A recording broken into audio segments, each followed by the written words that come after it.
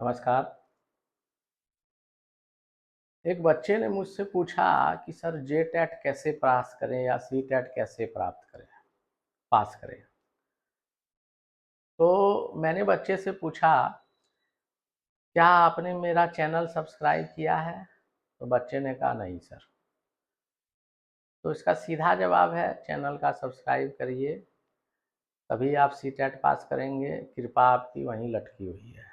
तो जल्द से जल्द सभी कोई सब्सक्राइब कर दें चैनल को, अगर आपको सीटेट पास करना है। तो चलिए बात को आगे बढ़ाते हैं। हम सीधा क्वेश्चन पे आते हैं। आज का जो टॉपिक है हमारा, जीन पियाजे का संज्ञानात्मक विकास है। लेकिन क्या है जीन पियाजे का संज्ञानात्मक विकास, उसको हम वीडियो के अंतिम में करेंगे। पहले हम क्वेश्चन सॉल्व करते हैं। जो हर हालत में आप लोग को लास्ट तक वीडियो देखना है, ताकि जीन पियाजे के संज्ञानात्मक विकास से एक भी प्रश्न छूटे नहीं। जो भी आएगा जेटेट सीटेट में, सारा प्रश्न यहीं से आएगा। चलिए आगे बढ़ते हैं पहला क्वेश्चन की ओर।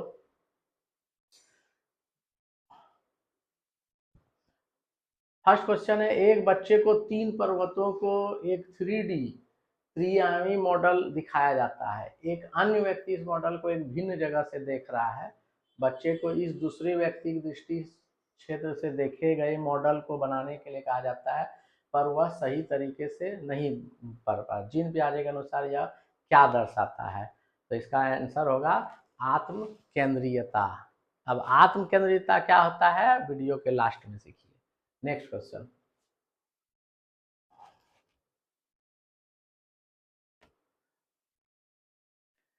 जीन पियाजे ने प्रतिपादित किया कि बच्चों के सोचने की प्रक्रिया वयस्कों से गुणात्मक रूप से भिन्न है। नेक्स्ट क्वेश्चन की ओर आगे बढ़ते हैं।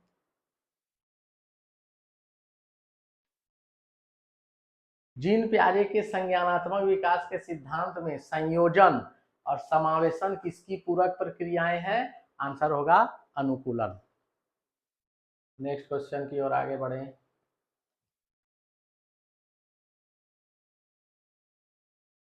बच्चों के सीखने के संदर्भ में जीन पियाजे को खाली जगह है को, जबकि लेव वायोगत्स्की फिर खाली जगह को महत्व देते हैं। तो जीन पियाजे किस पे महत्व देता था? परिपक्वता पर, और वायोगत्स्की सांस्कृतिक उपकरण पर। नेक्स्ट क्वेश्चन की ओर आगे बढ़ते हैं।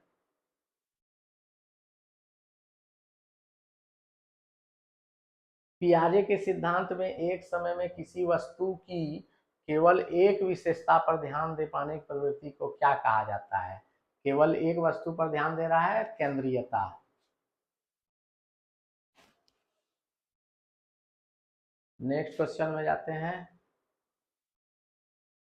निम्नलिखित में से कौन सा मिलान पियाजे के संज्ञानात्मक और उसको परिभाषित करने वाली विशेषता का सही सही ढंग से है? तो पूर्व संक्रियात्मक अवस्था जो है उसमें जीववाद, यही इसका करेक्ट आंसर होगा। जीववाद जो है इसका करेक्ट आंसर होगा। तो यही इसका करेक्ट आंसर है, जीववाद। आगे बढ़ते हैं। Next question.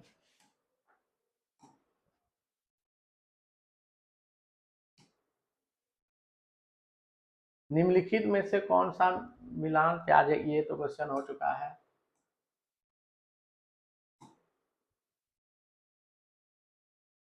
निम्नलिखित में से कौन सा पियाजे द्वारा दिया गया चरण और विशेषता का सही युग्म है? कौन सा? तो अमूर्त संक्रियात्मक अवस्था, परिकल्पना निगमनात्मक सोच। अमूर्त संक्रियात्मक जो अवस्था होता है उसमें परिकल्पनात्मक निगमनात्मक सोच होता है। तो इसका जो सही आंसर है आपका यही होगा।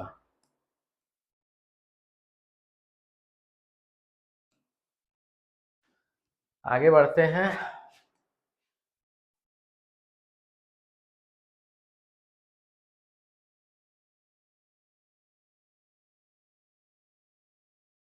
बच्चों के संज्ञानात्मक विकास में भाषा बहुत महत्वपूर्ण भूमिका निभाती है। ये आपका जो है क्वेश्चन है, निम्नलिखित में से जीन पियाजे के सिद्धांत की आलोचना कौन कौन सी है? जीन पियाजे जो भी सिद्धांत है उसका आलोचना कौन सा करता है? तो बच्चों के संज्ञानात्मक विकास में भाषा बहुत महत्वपूर्ण भूमिका निभाती है। इसका करेक्ट आंसर आपका यही होगा, ए नंबर।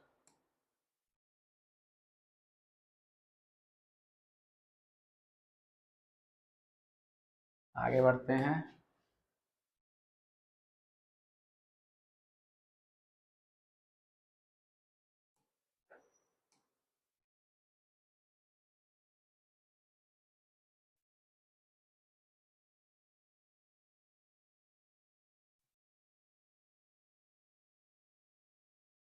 जीन पियाजे के अनुसार शिक्षक का सबसे महत्वपूर्ण गुण क्या है? तो सबसे महत्वपूर्ण गुण है लचीलापन और गतिशीलता। लचीलापन और गतिशीलता। संज्ञानात्मक विकास के किस चरण में एक बच्ची यह तर्क कर पाती है? सभी टॉफी मीठी होती है, यह कैंडी एक टॉफी है इसलिए यह कैंडी मीठी है। जहाँ भी तर्क निगम, इसको बोलते हैं निगमनात्मक तर्क। और निगमनात्मक तर्क जो होता है वो अमूर्त चिंतन होता है, और अमूर्त चिंतन औपचारिक में होता है। तो इसमें देखते हैं क्या है, अमूर्त संक्रियात्मक, ये इसका सही आंसर होगा।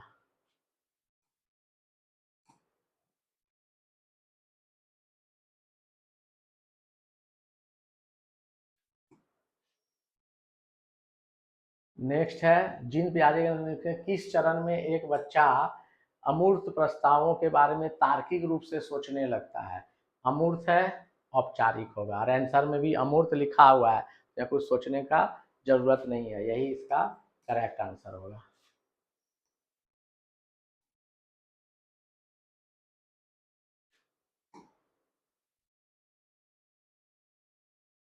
एक बालक को 20 भूरे रंग की लकड़ी के मनके और 2 सफेद रंग के लकड़ी के मनके दिए जाते हैं। बालक से पूछा जाता है कि तुम्हारे पास लकड़ी के अधिक मनके या भूरे रंग के अधिक मनके हैं? बालक कहता है भूरे रंग के मनके अधिक हैं। तो पियाजे संज्ञानात्मक विकास की दृष्टि से या सिद्धांतानुसार बालक कौन सी अवस्था में है? तो बालक जो है वो पूर्व संक्रियात्मक अवस्था में है, पूर्व संक्रियात्मक अवस्था में है। नेक्स्ट क्वेश्चन,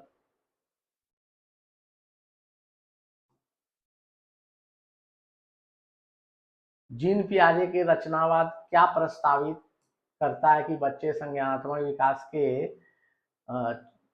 चरणों में मुख्यतः किस प्रकार प्रगति करते हैं? वातावरण से अंतःक्रिया करके, अपने से ज्यादा, दूसरों इनामों को। तो इसका आंसर ए होगा, वातावरण से अंतःक्रिया करके। नेक्स्ट क्वेश्चन है, जीन पियाजे के संज्ञानात्मक विकास किस चरण में बच्चे संक्रियाओं पर संक्रियाएं कर सकते हैं एवं परिकल्पनात्मक निगमनात्मक? एक ही क्वेश्चन बार बार आ रहा है, परिकल्पनात्मक और निगमनात्मक जो होता है वो चौथा ऑप्शन में होता है, अमूर्त संक्रियात्मक।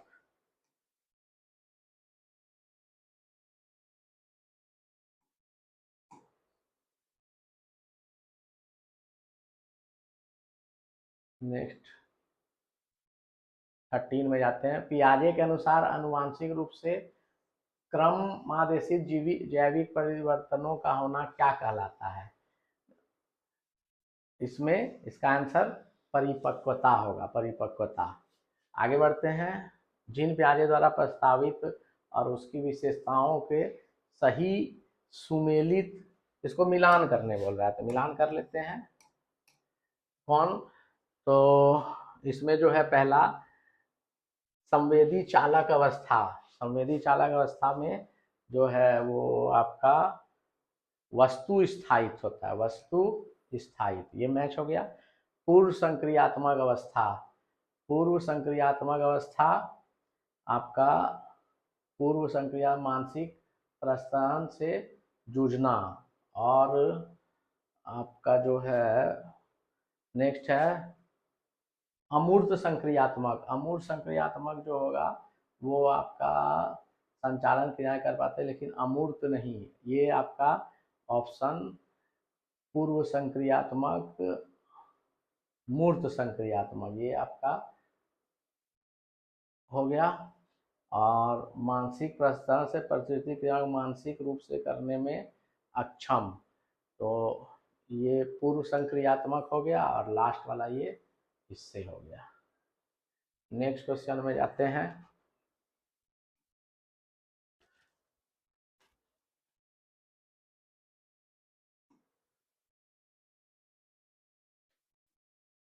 फोर्टीन, जीन पियाजे के एक संज्ञानात्मक सिद्धांत के समय बच्चे किस अवस्था में वस्तुओं को कहे गए क्रम में लगाने की योग्यता पा लेते हैं?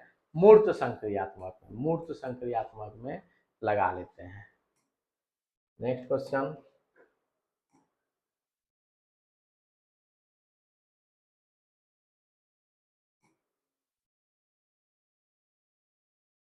जीन पियाजे के संज्ञानात्मक सिद्धांत पर आधारित शैक्षिक तकनीकी से निम्न में से क्या करेगी?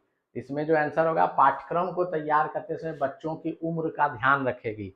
जीन पियाजे ने क्या किया है, बच्चों के उम्र को बांटा है कि किस लेवल पर, 0 से 2 वर्ष, 2 से 7 वर्ष, 7 से 11 वर्ष, 11 वर्ष से ऊपर। तो ये क्या करेगा, पाठ्यक्रम को तैयार करते समय बच्चों की उम्र का ध्यान रखेगी। नेक्स्ट क्वेश्चन है आपका,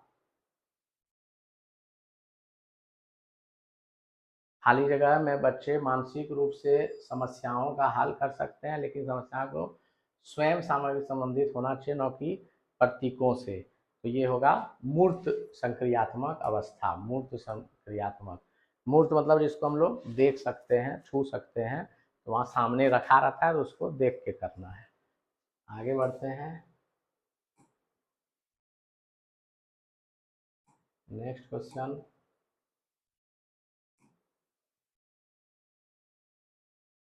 बच्चे दुनिया को लेकर अपनी समझ को सक्रिय रूप से निर्मित करते हैं, यह कथन किसने प्रस्तावित किया? जाहिर सी बात है, जीन पियाजे पढ़ रहे हैं तो जीन पियाजे होगा इसका आंसर। नेक्स्ट बढ़ते हैं।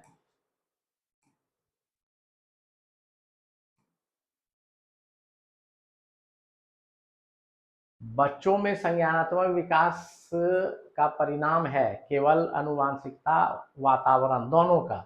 ये सी ऑप्शन होगा, अनुवांशिक और वातावरण की पारस्परिक क्रिया है।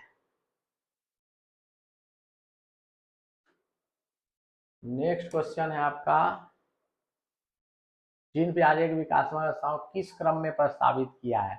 मतलब पहले कौन, उसके बाद कौन, ये पूछ रहा है, उस क्रम पूछ रहा है। तो क्रम जो होगा उसको निर्धारित करना है, क्रम को। तो क्रम निर्धारण कैसे होगा? तो इसके लिए आपको एक फॉर्मूला मैं लास्ट में बताऊंगा, उससे पता चल जाएगा, लेकिन तब तक हम पहले कर लेते हैं। तो सबसे पहले जो होगा संवेदी गामक होगा, संवेदी गामक आ गया। उसके बाद पूर्व संक्रियात्मक होगा, उसके बाद मूर्त होगा, लास्ट में औपचारिक होगा। इसका करेक्ट आंसर बी है। फिर है, जीन पियाजे के अनुसार निम्नलिखित में किस प्रश्नों केवल औपचारिक संक्रियता के बच्चे हल कर पाएंगे? सिंपल बात है, औपचारिक जहाँ पर बी नंबर, यदि ए तुलनात्मक रूप से बी से बड़ा है और बी और सी से बड़ा है तो ए और सी का संबंध क्या हो गया? तो इसमें निगमनात्मक तर्क कर रहा है, तो ये अमूर्त चिंतन है, इसलिए ऑप्शन बी होगा।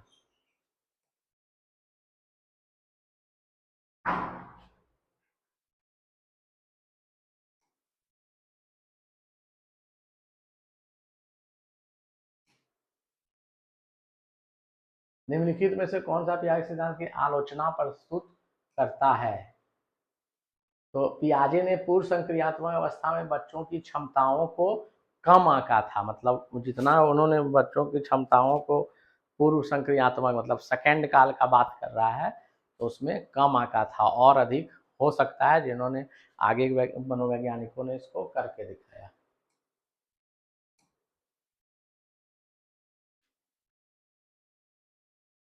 ठीक है, तो ये जीन पियाजे का कुछ क्वेश्चन था। अब जीन पियाजे कौन थे, क्या है, इसको एकदम संक्षेप में जान लीजिए। जीन पियाजे एक स्विट्जरलैंड के मनोवैज्ञानिक थे। उनका जन्म जो है 1896 ईस्वी में हुआ था, 1896 ईस्वी में हुआ था, और उनकी मृत्यु जो है 1980 ईस्वी में सितंबर महीने में, अगस्त में जन्म हुआ था और सितंबर महीने में मृत्यु हुई थी। इनका सबसे बड़ा खूबी क्या था, ये 22 वर्ष की अवस्था में पीएचडी कर लिए थे, जो कि बहुत मुश्किल से होता है, लेकिन चूंकि ये यूरोपीय कंट्री थे तो ये लोग कर सकते हैं, कोई बड़ी बात नहीं है। मैंने भी पीएचडी 40 वर्ष की उम्र में किया है, लेकिन ये लोग जो है 22 वर्ष में कर लिया और जंतु शास्त्र में किया। बाद में जंतु शास्त्र से निकल के ये अल्फ्रेड बिने जो बुद्धि लब्धि का फॉर्मूला पर काम किए हैं या दिए हैं, तो उनके साथ इन्होंने काम करना शुरू किया। और जब इन्होंने काम करना शुरू किया तो फ्रांसीसी बच्चों के ऊपर इन्हें बुद्धि लब्धि का प्रश्न पूछना शुरू किया। तो प्रश्न जब पूछा तो बच्चों से कुछ जवाब नहीं आ पाया। तो जब बच्चों से कुछ जवाब नहीं आ पाया तो इनको आश्चर्य लगा। तब इन्होंने सोचा कि हम भी बच्चों के ऊपर कुछ मतलब शोध करते हैं। तो इन्होंने क्या किया, इनके 3 बच्चे थे और इन्होंने 3 बच्चे अपने ही बच्चे पर सारा कार्य किया, शोध वर्क किया और 400 किताबों को लिख डाला। तो 400 किताबों को लिखने में तो बहुत बड़ी बात है, लेकिन इसमें जो है तो इन्होंने इसमें जो इन्होंने बच्चों पर मुख्य कार्य किया, जो हम लोग का सीटेट जेटेट का सिलेबस में है, वो है जीन पियाजे का संज्ञानात्मक सिद्धांत।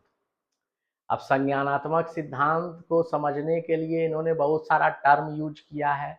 उस टर्म को आप लोग समझिए, तब उसको कितने भागों में बांटा है, 4 भागों में बांटा है, तो हम लोग ऑब्जेक्टिव क्वेश्चन में देख ही चुके हैं। तो पहले उसका टर्म को समझ लीजिए, तभी आप लोग आगे बढ़ पाएंगे। तो पहले क्या है, सबसे पहले जो है संज्ञानात्मक क्या होता है। तो मानसिक विकास से तात्पर्य है मानसिक शक्तियों में वृद्धि होने से। अगर मानसिक शक्तियों में वृद्धि जो होता है उसी को हम लोग मानसिक विकास करते हैं। और इसके अंतर्गत क्या क्या आता है, संवेदनशीलता, प्रत्यक्षीकरण, प्रत्यय निर्माण, अवलोकन, ध्यान, स्मृति, कल्पना, चिंतन, तर्क, निर्णय, बुद्धि, भाषा, अधिगम क्षमता, ये सारा जो है संज्ञानात्मक शक्तियां हैं। तो मानसिक विकास का ही दूसरा नाम है संज्ञानात्मक विकास।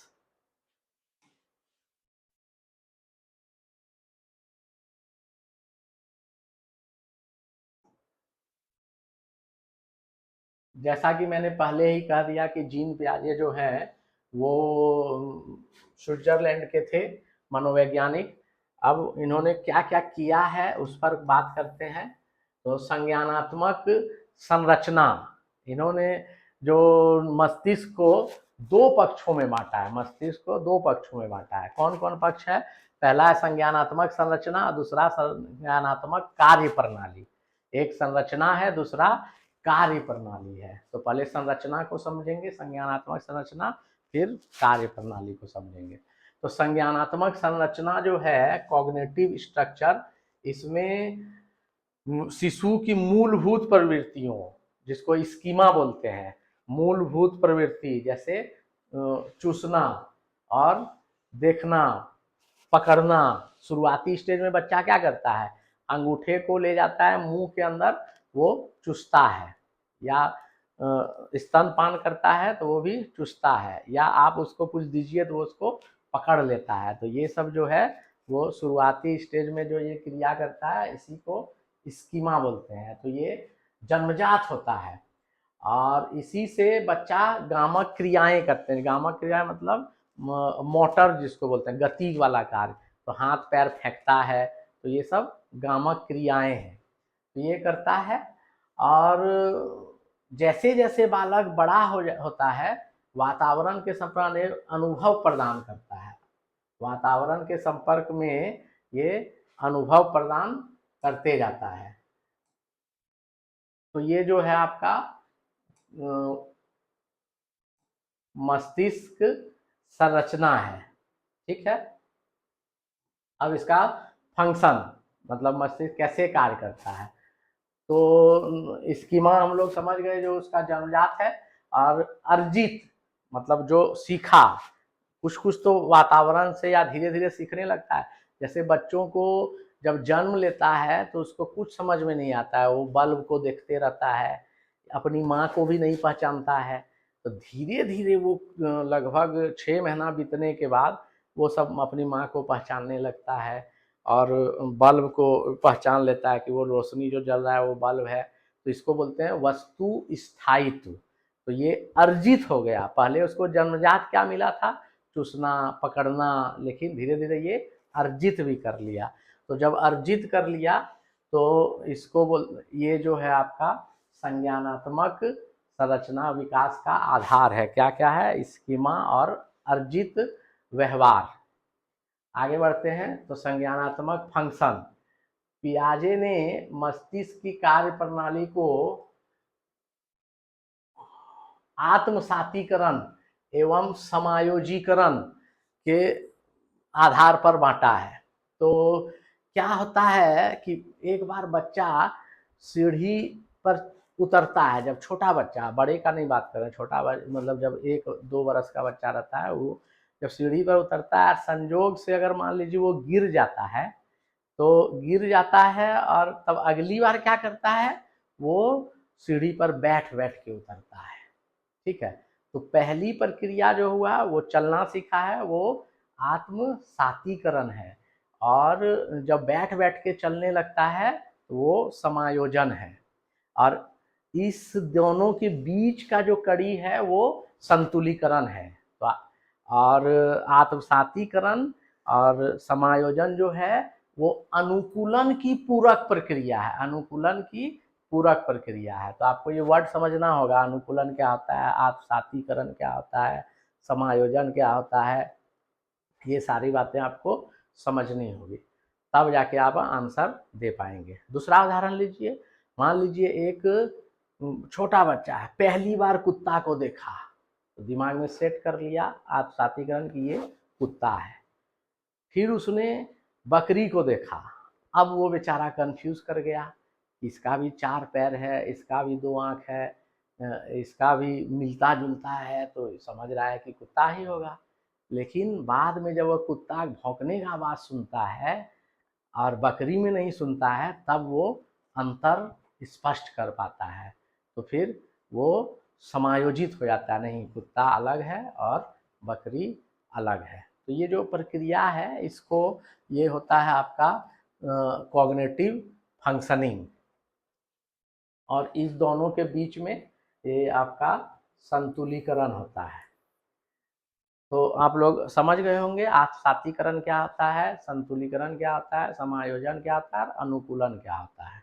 ये सब वर्ड जानने के बाद आप लोग आराम से समझ सकते हैं। और एक होता है, बच्चे को जब माँ के साथ खेलता है, जब माँ रोटी पकाती है तो आटा का हम लोग लोए बोलते हैं, दे देती है, तो गोल लोए को उसको ऐसे मेड़ के वो सर्पाकार बना देता है। लेकिन फिर सर्पाकार को उसको वापस फिर उस गोल में ले आता है। तो इसको बोलते हैं पलटीकरण, रिवर्सेबल प्रक्रिया था। मतलब पहले आटा गोल था, उसको लंबा बना दिया, लंबा से फिर गोल बना दिया, तो ये पलटीकरण होता है। ये भी इसका एक शब्द है। नेक्स्ट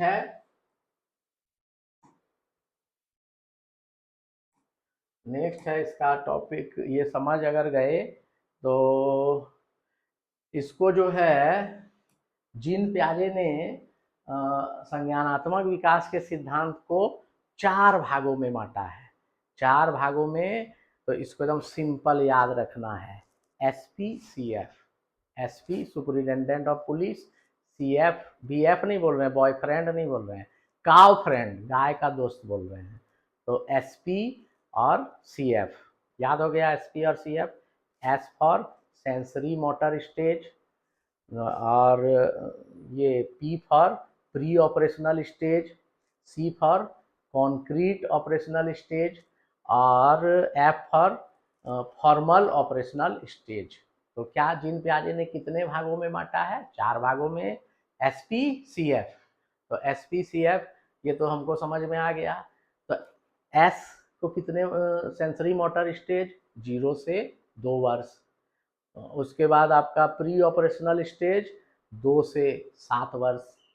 फिर आपका ये तीसरा स्टेज हो गया कंक्रीट ऑपरेशनल स्टेज 7 से 11 वर्ष। और फॉर्मल ऑपरेशनल स्टेज 11 से ऊपर, किशोरावस्था तक या उससे भी आगे जा सकते हैं। तो ये 4 जगहों में बांटा है। अब क्या क्या है उसको समझते हैं, उसमें क्या विशेषता है, उसी से प्रश्न आता है। तो पहला जो है हमारा sensory motor stage. Sensory motor stage जैसे हमने शुरू में ही बताया कि बच्चा को चूसने का आदत होता है, पकड़ने का आदत होता है और हाथ पैर चला के, तो सेंसरी मोटर स्टेज नाम है इसीलिए, मोटर मतलब होता है गति, तो सेंस से वो पकड़ता है। तो इसका जो मूल चीज है वो है वस्तु का स्थायित्व। मतलब पहले वस्तु स्थायित्व वो नहीं कर पाता है, लेकिन जैसे जैसे 0-2 वर्ष के ऊपर आगे बढ़ते जाता है तो वस्तु स्थायित्व वो कर लेता है। इसका मूल चीज जो है वस्तु स्थायित्व, क्वेश्चन आया हुआ है, याद रखिएगा। नेक्स्ट है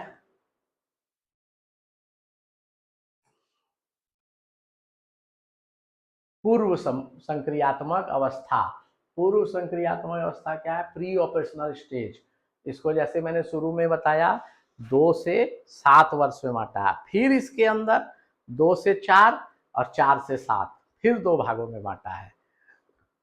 तो इसके अंदर क्या होता है, 2 से 4 वर्ष में भाषाई ज्ञान विकसित होना शुरू हो जाता है। बालक वस्तुओं में विभेदीकरण और पहचान की क्रिया विकसित हो जाती है और इसको आत्म केंद्रित अवस्था कहते हैं। तो सेकेंड स्टेज, जैसे पहले स्टेज का मैंने वस्तु स्थायित्व बताया इंपॉर्टेंट है, वैसे सेकेंड स्टेज का आत्म केंद्रित। तो विभेद कर लेता है, मतलब बहुत बड़ा विभेद ही नहीं कर पाता है, छोटा मोटा, बड़ा कौन है, छोटा कौन है, कौन सा कलर है, लेकिन विभेदीकरण जैसे अपर क्लास में 10 क्लास में वो सब काम ये नहीं कर पाता है। या दूसरी कक्षा के बच्चा से हम 10 क्लास का प्रश्न पूछेंगे तो जवाब नहीं दे पाएगा। तो छोटा मोटा सा विभेदीकरण कर लेता है, तो इसको आत्म केंद्रित अवस्था बोलते हैं। दूसरा, ये कॉन्सेप्ट निर्माण करता है, कॉन्सेप्ट निर्माण। तो इसको कॉन्सेप्ट मतलब होता है संप्रत्यय, प्रत्यय, अवधारणा। तो कॉन्सेप्ट निर्माण कैसे कर लेता है? तो पहली बार जिसको माँ बोलता है तो अन्य महिला को भी देखने से वो माँ बोलने लगता है। बाद में वो पता चल जाता है चाची है, मौसी है, दादी है, लेकिन शुरुआती स्टेज में सबको वो माँ समझता है। तो ये कॉन्सेप्ट निर्धारण अवस्था है। तो 2 से 4 वर्ष तक क्या कह सकते हैं? आत्म केंद्रीयता। और दूसरा प्रत्यय अवधारणा निर्धारित करने वाला। आगे बढ़ते हैं। आत्म केंद्रित हो गया।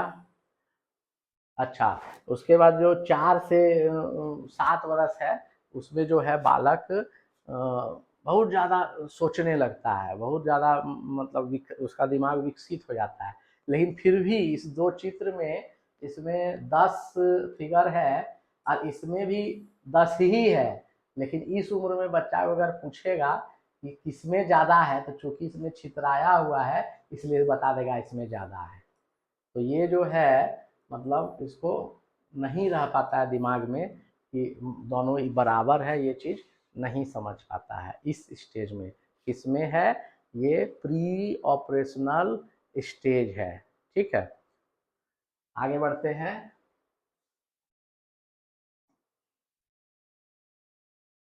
अगला जो होगा आपका कॉन्क्रीट ऑपरेशनल स्टेज होगा। कॉन्क्रीट मतलब एकदम सीधा है, जो मूर्त अवस्था है, जिसको हम छू सकते हैं, जिसको हम देख सकते हैं। तो इस अवस्था में बालक वस्तुओं को पहचानने, विभेदीकरण करने आदि क्षमता विकास हो जाता है। वहाँ भी विभेदीकरण कर सकता था, यहाँ भी विभेदीकरण कर सकता है, लेकिन यहाँ पर बड़े लेवल पर कर सकता है। ठीक है, तो प्रश्न का जो नेचर है उसके आधार पर आपको मारना है कि विभेदीकरण करता है, उसमें भी है, इसमें भी है, तो किस लेवल का प्रश्न है तो उसके अनुसार आपको आंसर इसमें करना पड़ेगा। अंतर स्पष्ट, वर्गीकरण करने, तो ये सब हो जाता है। अच्छा, चिंतन जो है अब तार्किक होना प्रारंभ हो जाता है, चिंतन तार्किक होना प्रारंभ हो जाता है और वजन, दूरी, माप और ये सब समझने लगता है, जिसका पूरी मानसिक मतलब डेवलपमेंट हो जाता है 11 वर्ष तक।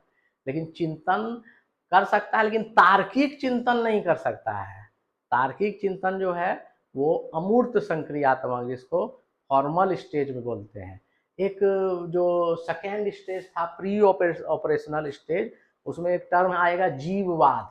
तो जीववाद क्या होता है, जो सजीव और निर्जीव में अंतर स्पष्ट कर सके। तो 0 से 2 वर्ष का बच्चा कर नहीं पाएगा, इसका मतलब 2 से आपका 11 वर्ष वाला में जीववाद आएगा आंसर। बहुत इंपॉर्टेंट टर्म है जो कि यहाँ पे बोर्ड पे नहीं था। अब औपचारिक संक्रियात्मक मतलब वो किशोरावस्था में पहुंच गया।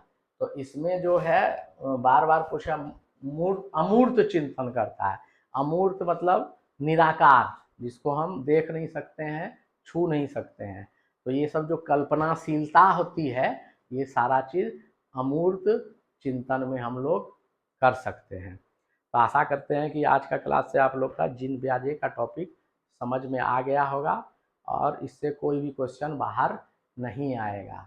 वस्तु स्थायित्व पहला स्टेज में आता है, आत्म केंद्रीयता और प्रत्यय निर्माण और आपका जीववाद दूसरा स्टेज में आता है। मूर्त संक्रियता में जो देख कर छू कर करता है, मूर्त संक्रियता हो गया। और फॉर्मल स्टेज का दूसरा नाम अमूर्त संक्रियता है। तो ये 4 स्टेज में इसको बांटा गया है SPCF। धन्यवाद।